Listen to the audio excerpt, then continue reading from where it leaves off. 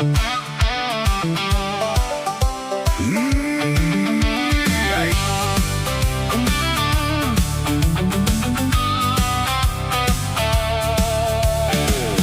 Jan van Riebeeck by die Kaap kom anker slaan,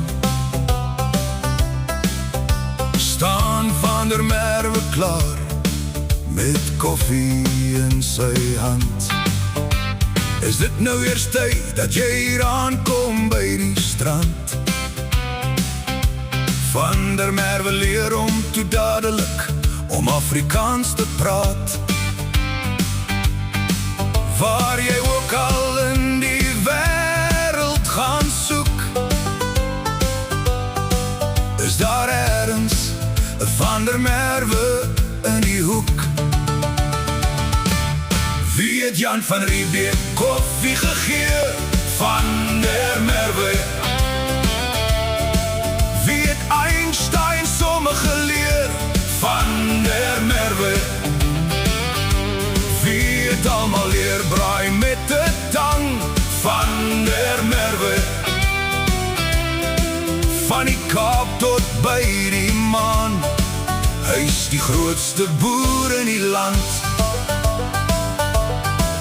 Hy het die voortrekkers deur die veld gelei, gewys hoe mens biltong reg moet sny. Hy het gewys hoe om raak te skiet, want hy kan sommer 2 buffels met 1 skoot doodgeskiet, man.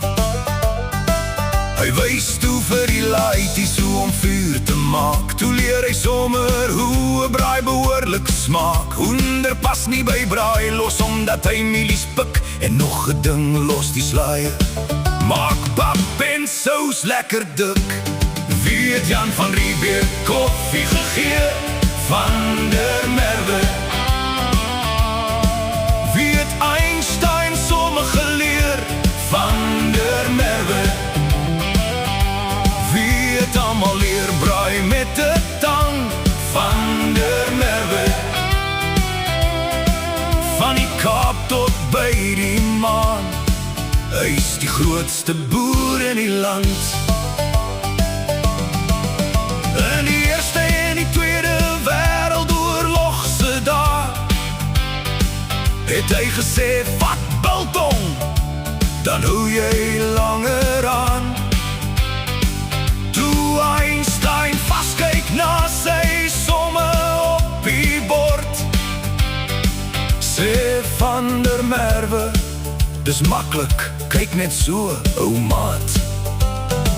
Die Amerikaners wou maan toe vlieg, maar die plan wou net nie regtig werk nie. Toe bel hulle vir ou Van der Merwe gou, hy sê, vat nog biltong saam en maak so en so. Selfs in 2026, ja nou die dag, skakel koning Charles om in môre vroeg. Van der Merwe, ek kort nou bietjie raad. Hy antwoord, maak eers koffie, dan praat ons oor die saak. Van der Merwe, ons Suid-Afrikaanse held, die wêreld ken sy naam, van Bos tot in die parlement. En as die geskiedenis ooit weer oorgeskryf moet word, sal iemand seker sê, Van der Merwe was al klaar daar, en hy het almal gewys hoe